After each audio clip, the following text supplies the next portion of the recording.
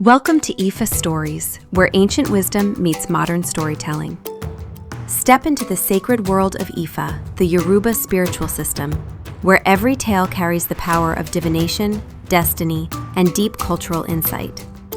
Join us as we unravel the mysteries of the Orishas, the divine forces guiding our paths, Orunmila, the Irunmoles, and many more. Each story is a bridge between the past and the present, weaving timeless lessons that inspire, enlighten, and transform.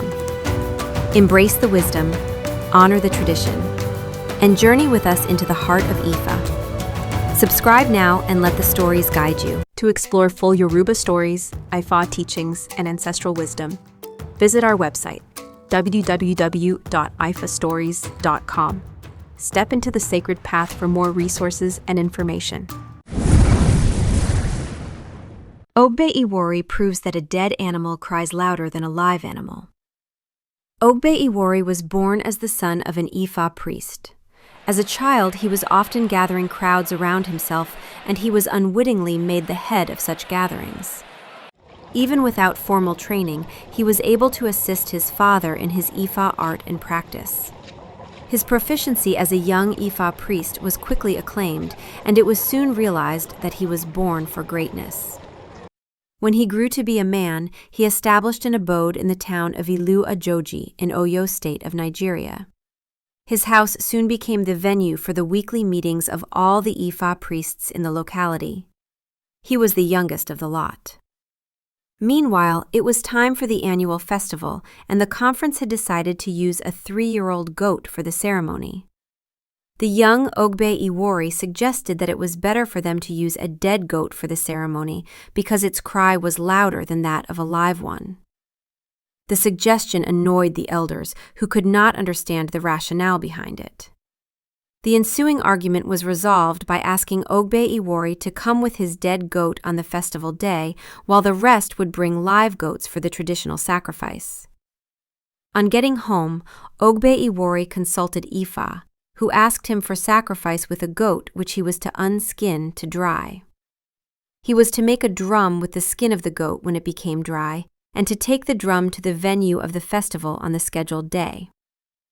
On the day of the festival, the other awos brought in their live goats and requested Ogbe-Iwori to produce his dead goat and to prove that its cry would be louder than that of the live goats around. Meanwhile, he concealed his drum and the stick for beating it inside his garment and proclaimed that he stood by his pledge to prove that a dead goat would sound louder than a live one.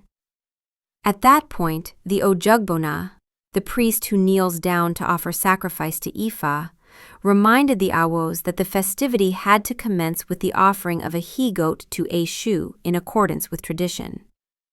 They then trooped to the shrine of Eshu to offer the traditional he-goat.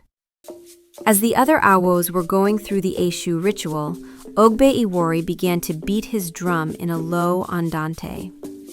As the others were returning to the Ifa shrine for the main ceremony, he continued to beat the drum in allegro crescendo, and all the awos began to dance to the drum beat.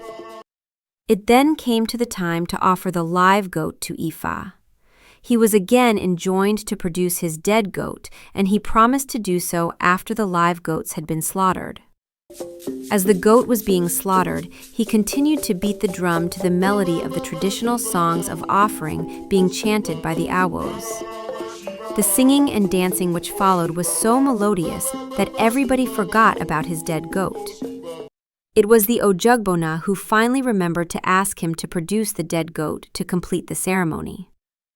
It was at that stage that he asked the other awos which voice sounded more melodious, the voice of the live goat or the sound of his drum. In concert, they all confirmed that the sound of the drum was louder and more concordant than that of the slaughtered goats, but wondered how that fact proved his point. He then replied that the skin used for preparing the drum he had been beating was extracted from the dead goat with which he served Ifa. Thereafter, they all conceded that he had made his point, and that truly a dead goat sounds louder than a live goat.